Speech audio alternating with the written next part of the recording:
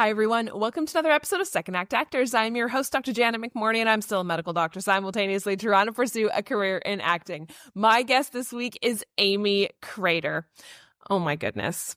So, little backstory about Amy and I and how we know each other. We've never met in person. We only know each other virtually. Welcome to 2024.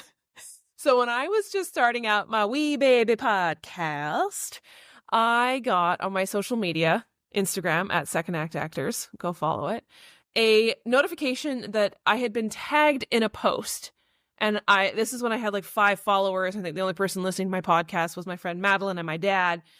So I thought. And somebody named Amy tagged me in a post. And I was like, oh God, like what spam is this? And I looked at it, and she did a story about acting podcasts that she really liked and included mine with Audrey Helps Actors and Sam Valentine's podcast, One Broke Actress, the juggernaut acting podcasts in this podcasting space. And I burst into tears. It was the first time I had no idea who she was. It was a listener who was not my friend or my family. It was someone who had looked up acting podcasts, and my podcast showed up in her search, and she started listening. Oh my God, my heart exploded and my eyes exploded with tears. And we've been keeping in touch on Instagram. I've been following her career and all the great things she is doing. She is in Tucson, Arizona, so a very small market. And we talk about this a lot in our episode. But she is at the beginnings of it, right? She's helping build this market. She's helping build film and television in Tucson, Arizona. Not only just film and television, but women in film and television in Tucson, Arizona. So exciting. She's doing incredible, incredible things. She has an immensely powerful story to tell. Please enjoy Amy Crater.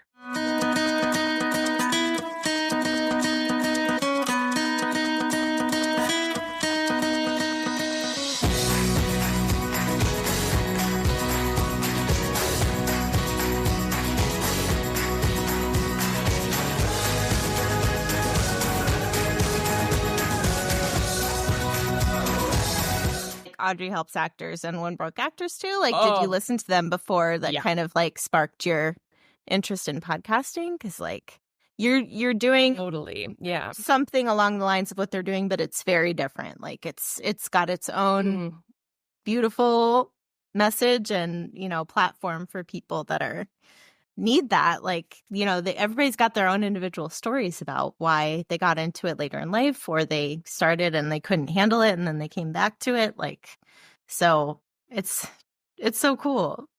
I'm so glad that you're doing this. Thank you. And that you keep doing it. Thank you. Oh, yeah. Thank you. And I'm so excited to hear your story. So yes, tell me your story. I want to know everything. Okay. So I got into acting in high school. I grew up in Pennsylvania, moved out to Arizona when I was 13. Really weird age to move out here, but my mom had breast cancer when I was young, and she decided like it's now or never. She was going to wait until I was done with high school, but then she decided now is the time. So her and I on our own came out to Arizona. I was struggling in the high school that I went to. It was just kind of like I didn't know who I was. There weren't a lot of arts programs. I grew up doing dance, so I was like, dance is something I can do, but I became really interested in a performing arts school that was we would pass regularly, and my mom just knew that I was super interested and that I would probably do well trying something a little bit weird and a little different. It was in a strip mall. It was like the smallest little arts high school, like sandwiched between like a tanning bed salon and like a grocery store. And we signed up for it. It was a charter school. And I just like thrived there. I just loved it. I got into musical theater. So I started doing acting, dance, and singing, all together for the first time. And it really brought me out of my shell because I was a really shy kid. So that really like took off, and I was around all these nerds, and I just loved it. I loved it so much. So then I ended up going to college for theater. I started at ASU. That was way too big. So I went up to NAU and Flagstaff. I don't know if you're familiar with Flagstaff, but it's like a cool little mountain town near the Grand Canyon and Sedona, and it's beautiful up there. They had a small theater program that I got a lot of great opportunities there, and just like thrived there, just like I did in my high school. Once I graduated from there, there were no jobs up there in that little mountain town. There was no theater going on. My best friend had just moved out to Chicago, and I'd never been to Chicago, but I knew I needed to take a risk, take a chance. So I had like $1,000 saved up. Like, that's it. And I drove myself out there. Didn't know anybody, didn't have a job. I think I knew like one theater person that was out there, but it ended up being like one of the best decisions I've ever made in my life.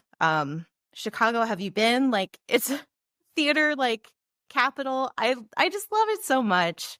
There's like tiny little storefronts that are doing amazing work all over the place. So I just started ushering at different theater companies to try to find the ones that were more aligned to what I was used to and what I like to do. Like, I liked a lot of like edgy theater, like Martin McDonagh kind of plays. So this one theater I found was doing a lot of stuff like that. And I started, I was an ASM for one of their shows, and then I got into some specialty props design, and then I started getting some acting opportunities there. And I was like, this is great. I love this. I met my partner there, who I was with for a long time while I lived in Chicago.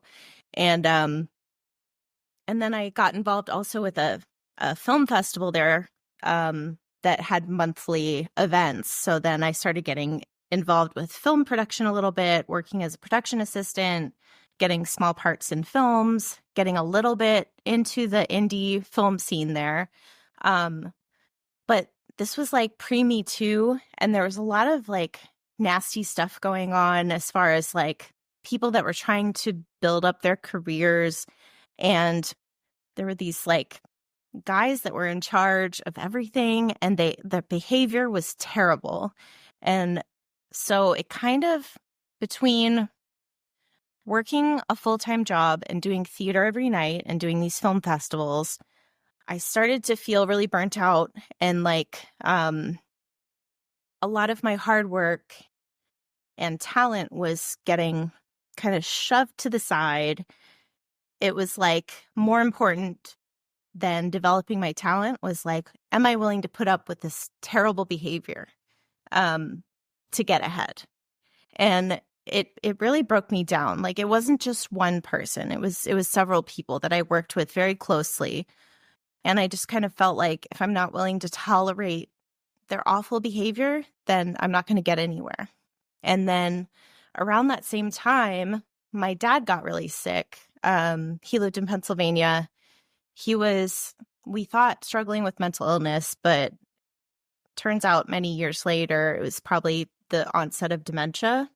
But that happened, and then my relationship ended, and then all of this awful negative behavior from people high up towards me made me feel like I need to step away from this altogether. My time is more valuable if I go home and take care of my dad. So I ended up moving away from Chicago, going back, dealing with that for several years, and just completely ditching acting and all of my artistic endeavors for about 6 or 7 years. It was awful, and it felt awful, but I felt like this is what I need to do right now. And then that was a lot, dealing with stuff. I had to close down my dad's business, move him out of his house, move him into assisted living. He was in and out of mental hospitals for several years. It just kind of became this all-encompassing thing. And I thought, is this all that I am anymore? I kind of had a little crisis of identity, I guess. And then as soon as he seemed pretty stable, I went back to Chicago, thought, maybe I can pick up where I left off.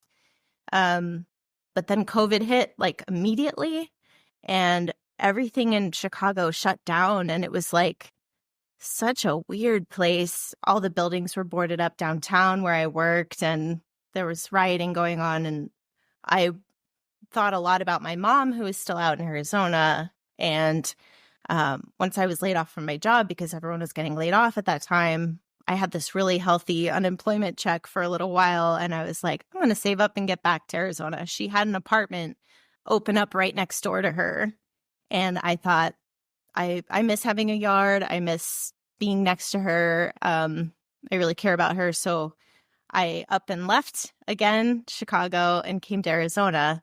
Once I was here and working a little bit, I just got kind of back to my roots and what is important to me. Acting never left me as far as what was important and vital to me. So I thought I would get back into acting, but just as a voiceover actor, because voiceover is what first got me into acting. So I started studying that a little bit.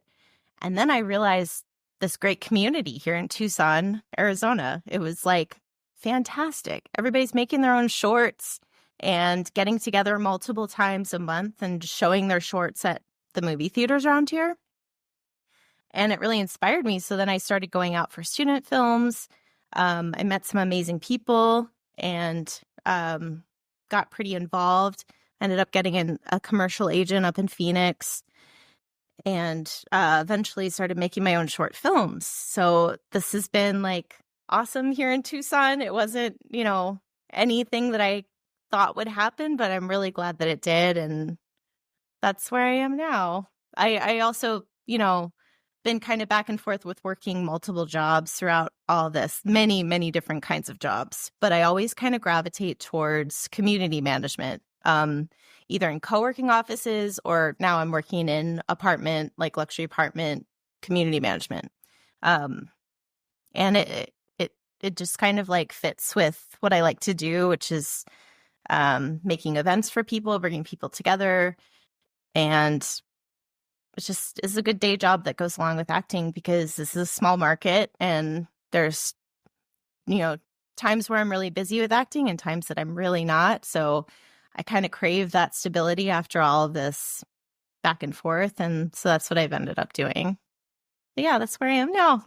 Wow. I've so many questions. The one thing that's sticking in my mind, and please correct me if I'm totally making an assumption, but what was it like? This is such a ridiculous question. Like, tell me about your brain, but it is that is honestly the question. When so much of the decisions that you made were like out of your control, right? With the reasons to move, the reasons to come back, COVID, a lot of it to me, you hear these people who are like, I made the decision to change. And you're like, great. But for you, it seems like there was so much that was like just external that just you couldn't control. How did you, like, that to me would drive my control freak brain to the brink of insanity. Yeah. And I'm not definitely, that's a horrible thing. Yeah. Multiple times. I mean, I was, just trying to make it work with yeah. And also having this intense drive to continue my artistic life. So like, I don't know. It's just that like, that's never left me. And, I was thinking a lot about my influences before this podcast, because I was like, what drives me? And one of the things is like Maya Angelou is one of my favorite authors. And she has this book that's kind of like a condensed small book that I read at least once a year. And she has this story where her grandmother, it's called New Directions, and her grandmother, her husband leaves her and she has to figure out what to do to support herself and her children. And she ends up like this is a long roundabout story, but I promise I'll bring it back. So she takes her fryer and she goes to these 2 mills that are in town, and she makes these like hot pies for the men at these mills. And she like makes the hot pies at one of them and then brings the cool pies to the other place, and then the next day she'll do the hot pies at one and the cold pies at the other.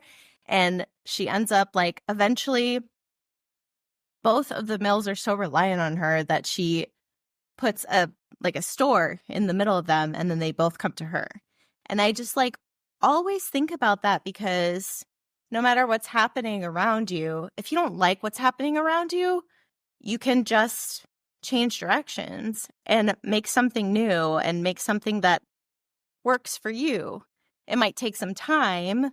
It might take some creativity, but I mean, that's why, we're all in this business. We all, especially in our second act, as actors, have to be ridiculously creative to make it work.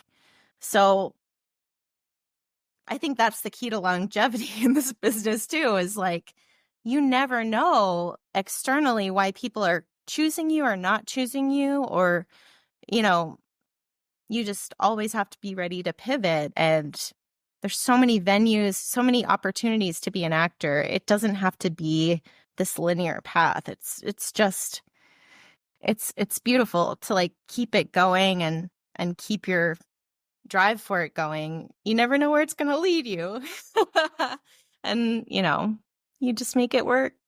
You know what? It's so funny. I like, as soon as I asked that question, I was like, no, like everything that you're saying is like that resiliency piece. Yes. But also like your brain is so creative. So of course it's going to creatively find a solution to what's going on and figure it out, because that is like who you are. And I think what's so interesting is, the adaptability, I think, of a lot of creatives, because nothing about creativity is linear. Mm-hmm. Even though we try and force it to be, because that is what society is like. Yeah, you go to the school and you get the degree and then you get the job and then you get the retirement watch. But nothing about creative careers are like that. So right. Just everything you've had to do is adaptable, but also so is your creativity, because that's what it is. Definitely. I mean, yeah, I don't think, okay, so I started out my life like being more like type B, like go with the flow. And then when this stuff all happened with my dad's health, I became more type A. Like my brain just had to be more organized, and it kind of went against my nature.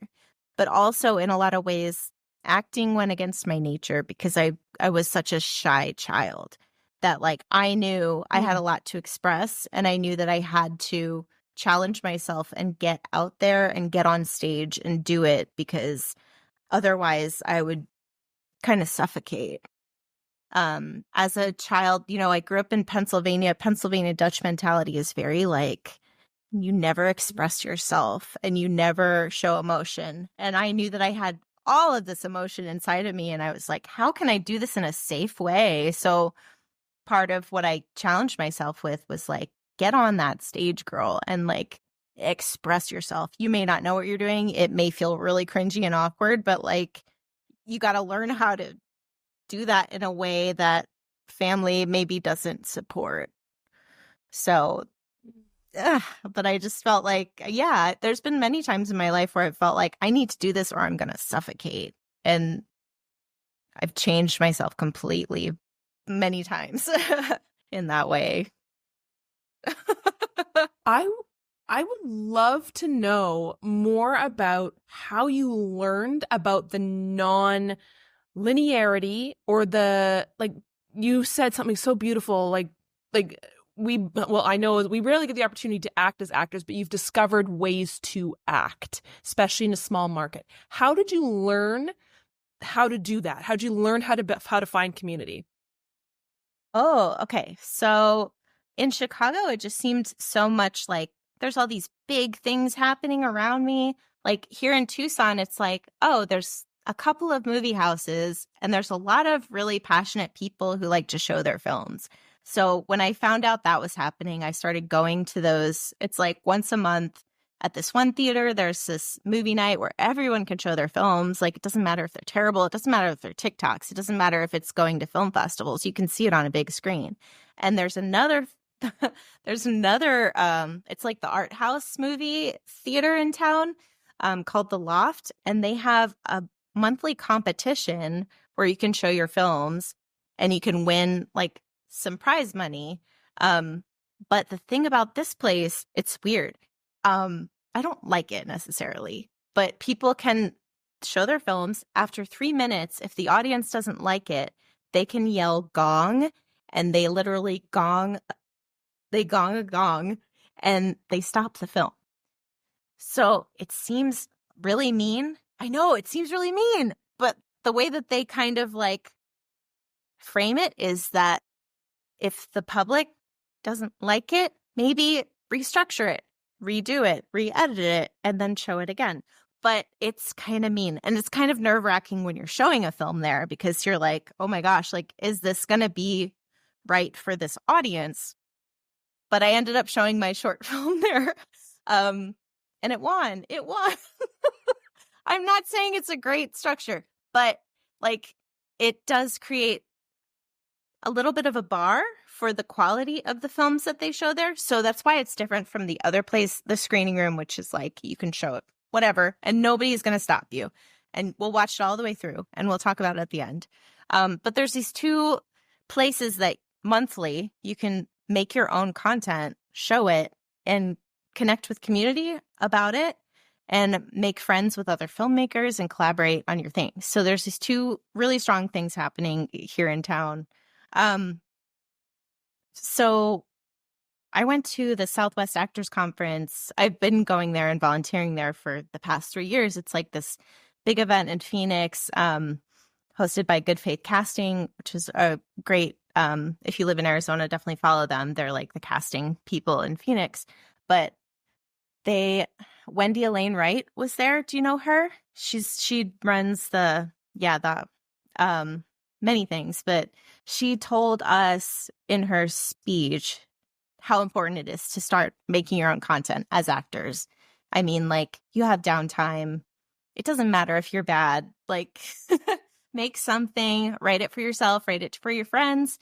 And for me, going to those two film events, I got to know so many filmmakers in town that were good at what they did. So when I had an idea for a film, I knew I didn't know much about cameras. I didn't know much about lighting or sound, but I know a lot about actors. And so I leaned into it as a director and a writer and a producer who knows actors and appreciates actors and wants to create a great environment for them. So I brought in some friends who were great at what they did. And so that kind of padded all of the areas where I was insecure. And we ended up making a great little short film that did well in both of the things in town.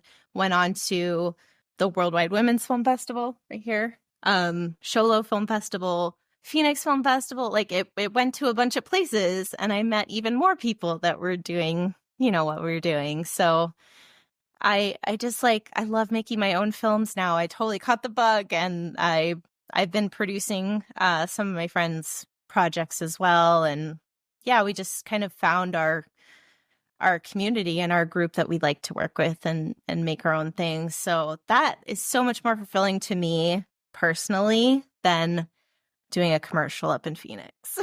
Like that, yeah, we'll pay some bills, but I would so much rather spend my time developing projects down here that I want to see, things that I don't see very often, and bringing it to film festivals and using it as a tool to get to know people that are making great things. I mean, every time I go to a film festival, I meet amazing, in particular, women who are making great things. So we don't have a ton of female film directors down in Tucson. So that's what I love the most about it, is meeting great women that are making great things. I love it so much. My hair standing on end. I love it so much. Since coming back into acting, and I know the biggest thing is it's now post-COVID, but has anything else been surprising to you about the acting world? Let me see. I made some notes. Coming back into it. So the thing that's surprising to me is that there are so many ways to do it, so many ways to go about it. There's, like we said, nothing linear about this career. I don't think that you need to say yes to everything. I don't think that You need to feel like you need to work with everybody. There are certain people that you are drawn to work with, and just go for it and do your thing with them. You don't have to schmooze with everybody. Like, everybody's not doing the kind of work that you want to do. So being particular, having your boundaries, and going with your gut, like listening to your intuition, absolutely will drive you to where you need to be. And then let's see what else. I made some notes because I'm kind of type A like you. Okay. I think it's also totally possible to quit acting and come back to it, because it's not going anywhere. And, you're going to be a different person when you come back. So if you need to leave for whatever reason, if your family needs your support, if, you need to make a lot of money for a little while and then come back to it, it's okay. And like, sometimes the people that you have worked with who were at their beginning stages, when you come back to it, they will have blown up, and they'll give you opportunities to maybe do things that you had never even imagined. So I don't think taking breaks is a bad idea. Actually, I remember the first time listening to Audrey Helps Actors, I think her first episode was about quitting acting, and like the pros and cons of that, and all the people that struggle with that, because it's really difficult, and it's really a privileged thing to be able to do this. Not everybody can do it all the time. Not everybody has the support system built around them that allows them to do this.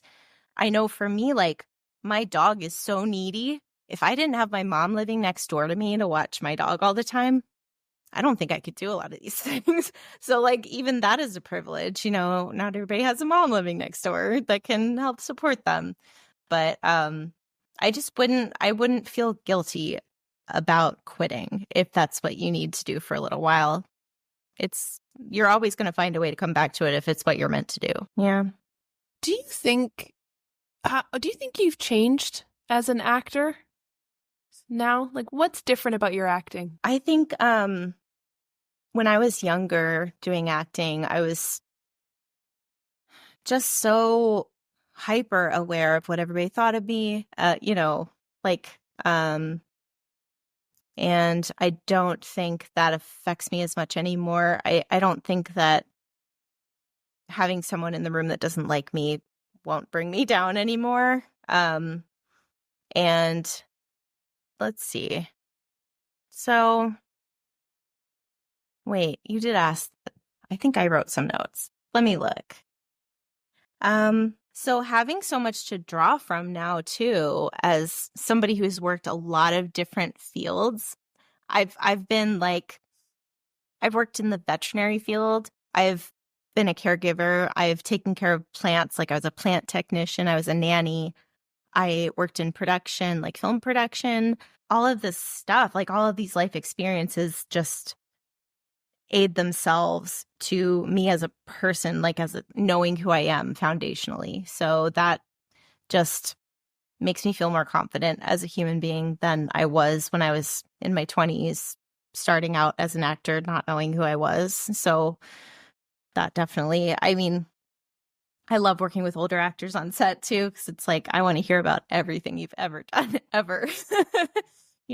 Why you're so interesting to watch and why you're so great to be with on set. All of those different work experiences lend themselves to just knowing how to treat people and knowing how to behave on set, because you got to respect everybody on set, from the lowest to the highest and everyone in between. It doesn't matter if you don't know what they do, just treat them like a human being, like they are there. They've worked really hard to get there. And like, why do some people that like know who the top person is and they just suck up to them and then they treat somebody like shit? It's like, oops, I don't know if I can curse, but why would you do that? I mean, just going through life and being a decent person.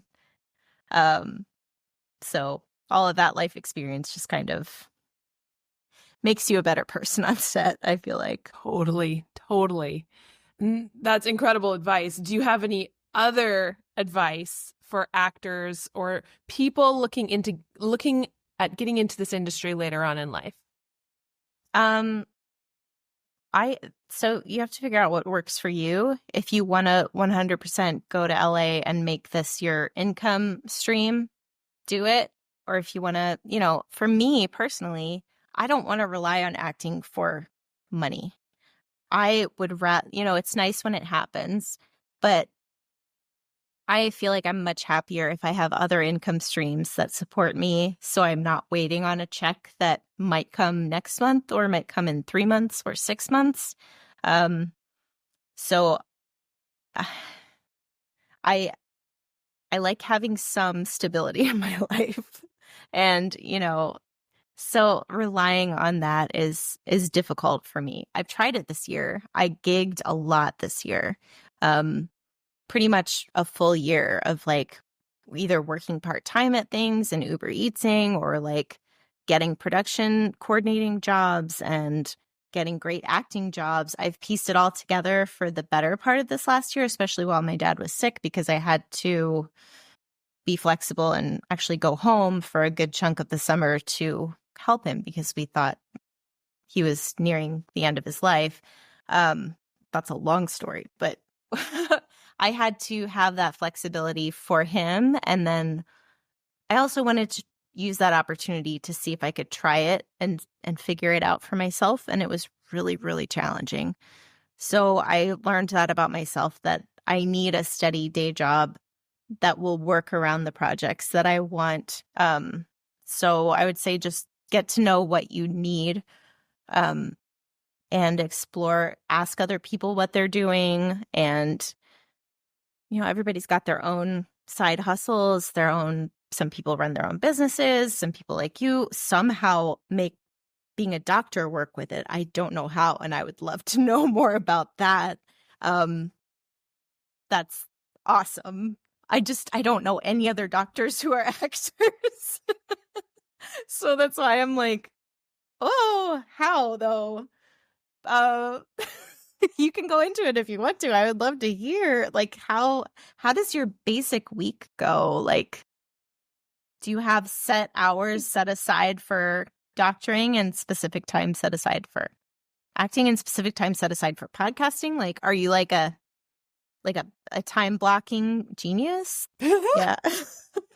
I wish. I don't think I had a single gray hair before the pandemic, and now I do because I'm like, I'm doing it. And as everyone likes to remind me when I'm whining about being tired, they're like, remember, you are doing this to yourself. But in all seriousness, I have set hours for my doctoring and set hours for, my acting and my podcasting. I don't know I'd love to hear what it's like in Arizona, but in Toronto and in Canada in general, we have very specific seasons, not just like, yes, the seasons are very specific, but like seasons for acting. Like there is no acting work in Canada right now because it's snowing outside and no one's going to film except for Handmaid's Tale because they need it to look like dystopian America, right? So there's nothing that is filmed between December and like end of March. Unless it's like in a big studio space like Star Trek. So it's really nothing. So in that season, I'm working my ass off as a doctor. Like ass off. I'm working 60 hours next week because I can't. Because I'm like, I will do this now. And then when summer comes around, when they're filming a lot here and I'm getting more auditions, then I don't work as hard as a doctor. Because hopefully we'll have had money saved up for that. That's so smart. But yeah.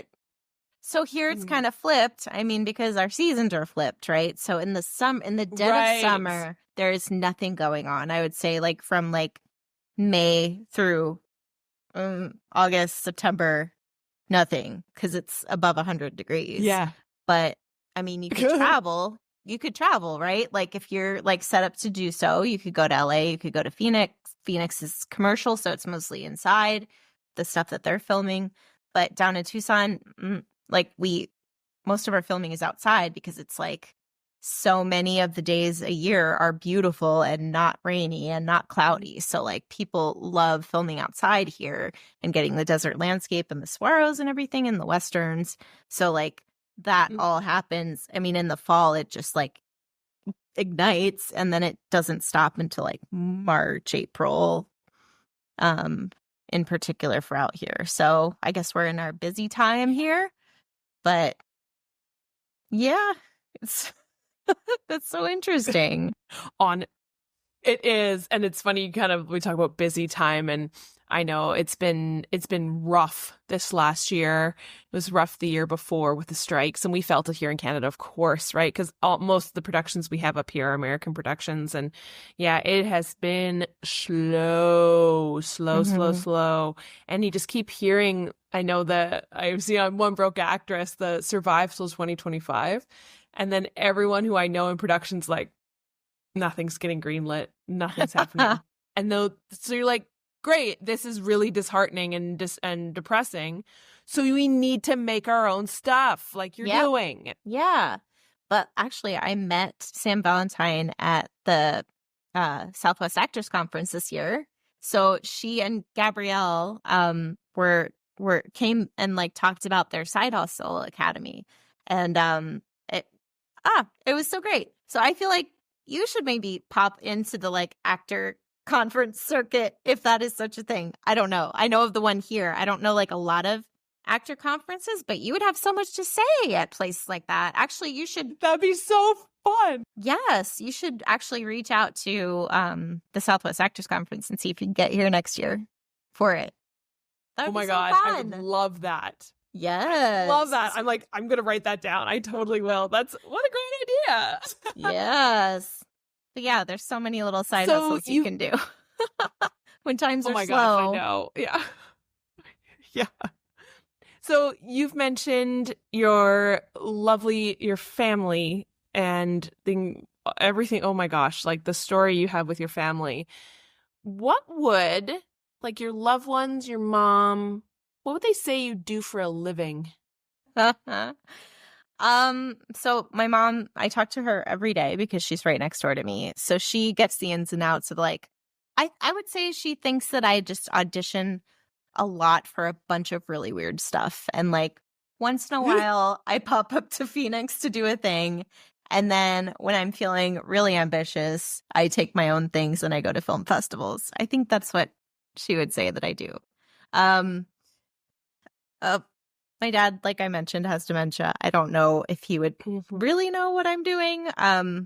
But he loves to like hear about what I'm doing nevertheless. And, yeah, it's a strange time for him because he's not diagnosed with any particular type of dementia. So we're just kind of like waiting on more news about how he can be treated. And like I said, he was like maybe 10 years misdiagnosed as bipolar, and like it was a really hard road with him.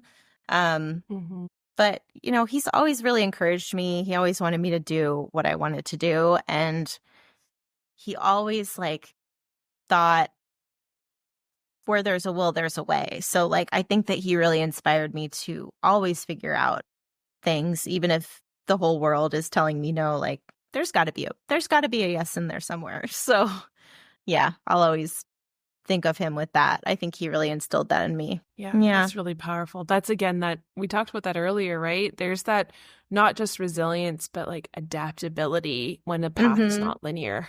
That's really, really powerful. Whew. Very cool. Do you have anything that you are looking forward to coming up? Yeah. Okay. So my 40th birthday is coming up. I'm going to get my first tattoo. I'm going to get my first tattoo on my 40th birthday. So, yeah, I somehow managed to never have a tattoo. So that's coming up.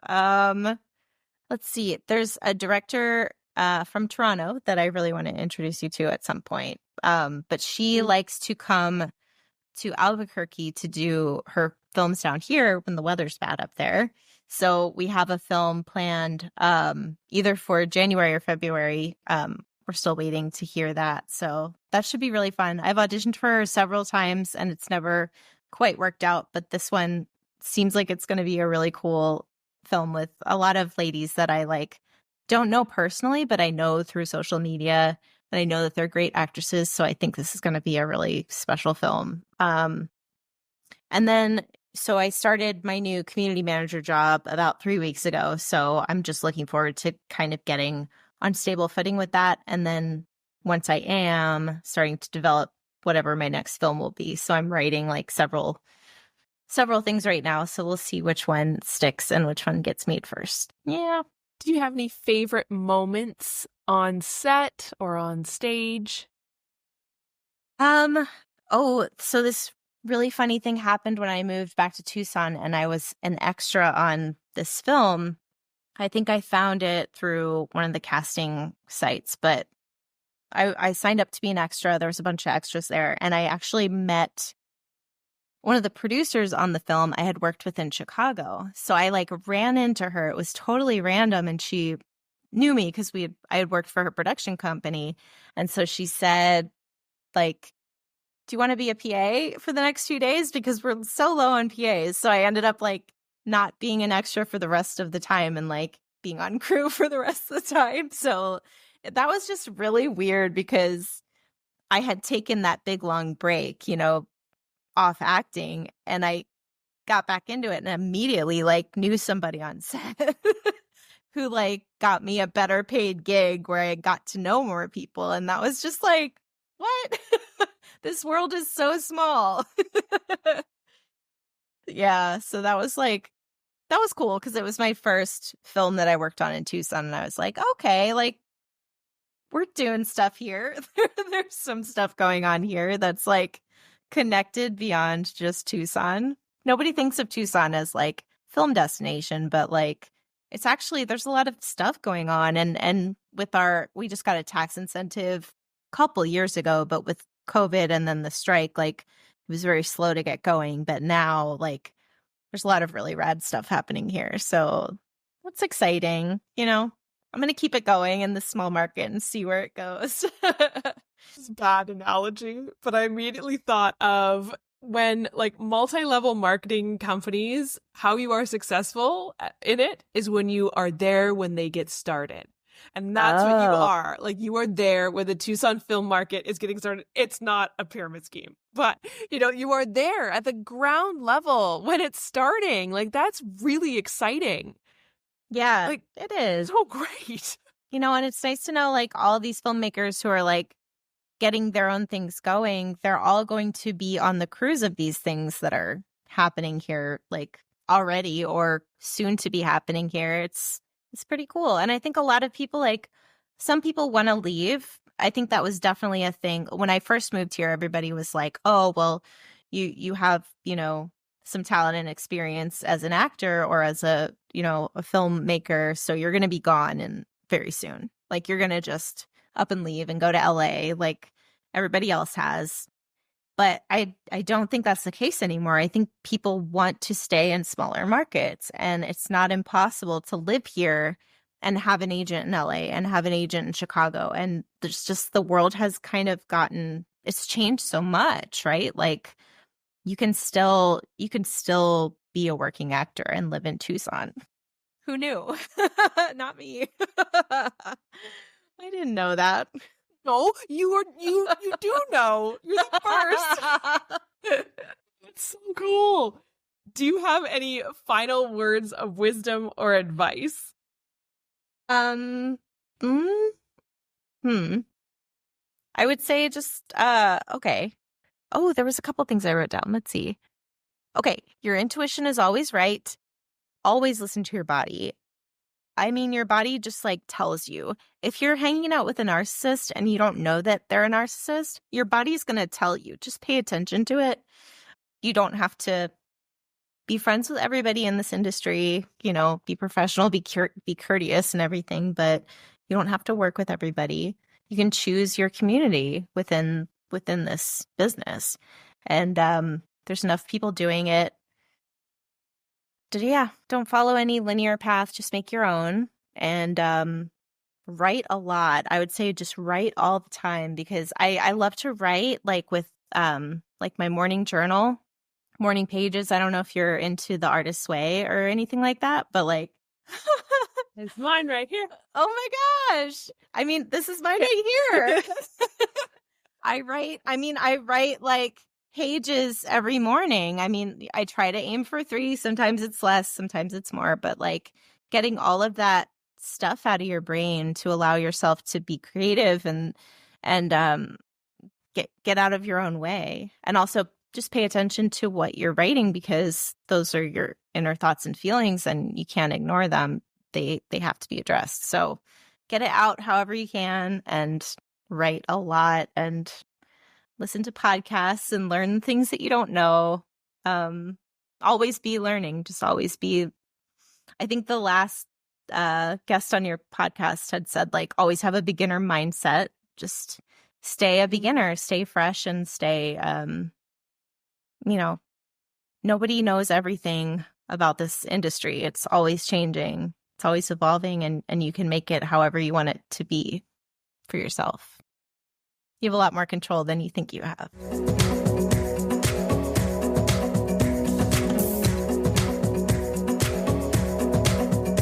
Thank you, everyone, for tuning in. And thank you, Amy, for being my guest this week. Oh God, I'm going to get emotional. Thank you so much for searching acting podcasts, taking a chance on mine, listening to it, making a post, and just connecting with me. And we've kept in touch and we're following each other's careers. And then I asked her to be my podcast and she said yes. And this is how the industry should work, folks. Find great human beings that are doing incredible things in this industry and support them, cheerlead them, champion everything they're doing. Now I'm ranting. I'm on my soapbox. I will be here forever. And I know Amy is up here with me. Thank you so much again, Amy, for taking the time to chat with me and with my guests and sharing your wonderful, powerful story. And thank you for everything you're doing to build up small industries, small markets like Tucson, Arizona. You are doing such incredible work and you are just so hella cool. I hope you all will tune in next week for another episode of Second Act Actors. Bye.